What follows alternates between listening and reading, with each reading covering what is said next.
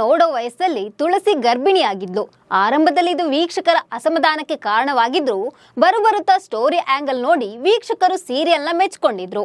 ತುಳಸಿ ಮಗುವಿಗೆ ಜನ್ಮ ನೀಡ್ತಾಳಾ, ಆಕೆಯ ಪ್ರಾಣಕ್ಕೆ ಅಪಾಯ ಆಗುತ್ತಾ ಅನ್ನೋ ಕ್ಯೂರಿಯಾಸಿಟಿ ಇತ್ತು. ಇದೀಗ ತುಳಸಿ ಹೆಣ್ಣು ಮಗುವಿಗೆ ಜನ್ಮ ನೀಡಿದ್ದಾಳೆ.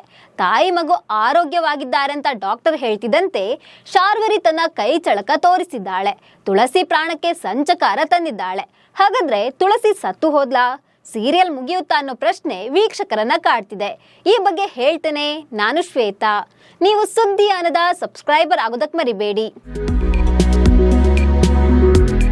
ಶ್ರೀರಸ್ತು ಶುಭಮಸ್ತು ಸೀರಿಯಲ್ ಸದ್ಯ ಮಹಾ ತಿರುವು ಪಡ್ಕೊಂಡಿದೆ. ವಯಸ್ಸಲ್ಲದ ವಯಸ್ಸಲ್ಲಿ ತುಳಸಿ ಗರ್ಭಿಣಿಯಾಗಿದ್ಲು.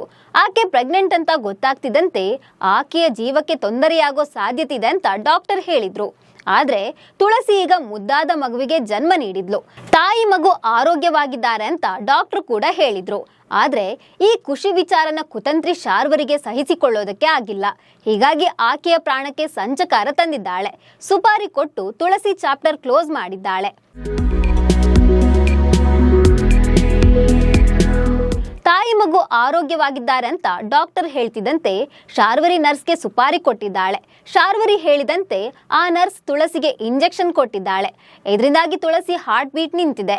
ವೆಂಟಿಲೇಟರ್ಗೆ ಶಿಫ್ಟ್ ಮಾಡಿ ಅಂದ್ರು ನರ್ಸ್ ಪಲ್ಸ್ ರೇಟ್ ಕೂಡ ನಿಂತಿದೆ ಅಂತ ಡಾಕ್ಟರ್ ಹತ್ರ ಹೇಳಿದ್ದಾಳೆ. ಕೂಡಲೇ ಡಾಕ್ಟರ್ ತುಳಸಿ ಸತ್ತಿದ್ದಾಳೆ ಅಂತ ಮನೆಯವರು ಮುಂದೆ ಹೇಳಿದ್ದಾರೆ. ಇದರಿಂದಾಗಿ ಮನೆಯವರೆಲ್ಲ ಶಾಕ್ ಆಗಿದ್ದಾರೆ. ದತ್ತ ಹಣೆ ಚಚ್ಕೊಂಡಿದ್ದಾನೆ. ಮಾಧವ ಕುಸಿದು ಬಿದ್ದಿದ್ದಾನೆ. ಮಾಧವ ತನ್ನ ಮೊದಲ ಹೆಂಡತಿಯನ್ನ ಕಳ್ಕೊಂಡಿದ್ದ. ಈಗ ತುಳಸಿಯನ್ನು ಕಳ್ಕೊಂಡಿದ್ದೀನಿ ಅನ್ನೋ ನೋವಲ್ಲಿದ್ದಾನೆ.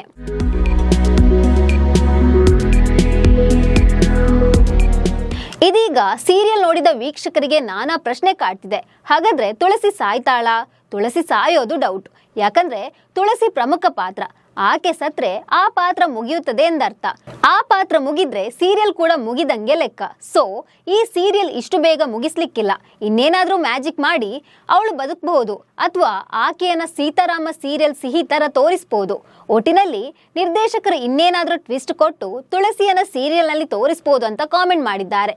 ಸೊ ಈ ಬಗ್ಗೆ ನಿಮ್ಗೆ ಏನನ್ಸುತ್ತೆ? ತುಳಸಿಯನ್ನ ಸೀರಿಯಲ್ ನಲ್ಲಿ ಹೇಗೆ ತೋರಿಸಬಹುದು ಅಂತ ಕಾಮೆಂಟ್ ಮಾಡಿ. ನಮಸ್ಕಾರ.